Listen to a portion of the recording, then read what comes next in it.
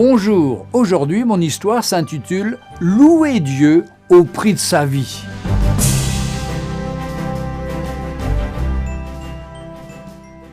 Dans une église clandestine en Union soviétique, en 1978, on chantait des chants lorsque des soldats sont entrés avec des fusils d'assaut dans les mains. Le culte donc a été immédiatement interrompu par des soldats de l'armée soviétique qui ont envahi le lieu de la réunion avec sauvagerie. Personne ne savait comment ils avaient localisé l'église clandestine qui se réunissait à cet endroit.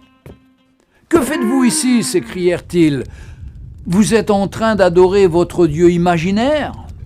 Les membres de l'église furent effrayés en pensant que probablement des soldats armés les attendaient devant la porte pour les emmener en prison. Mais ce qui allait se produire était pire que d'être arrêtés.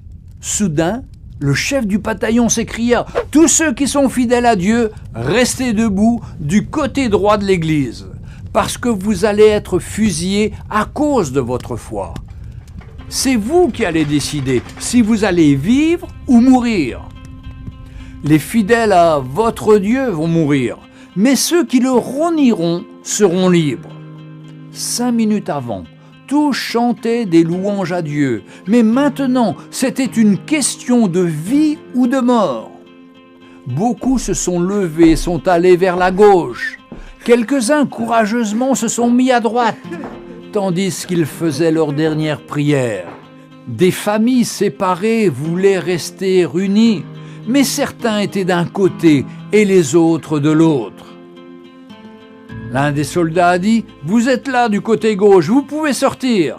Et ils ont quitté les lieux sans réussir à regarder le visage de leurs frères et parents qui bientôt allaient mourir. Ils étaient saisis de honte. Lorsque seuls ceux qui étaient du côté droit sont restés, les soldats ont posé leurs armes sur les sièges et leur dirent « Nous sommes aussi des chrétiens, mais nous ne voulions pas adorer Dieu avec les hypocrites.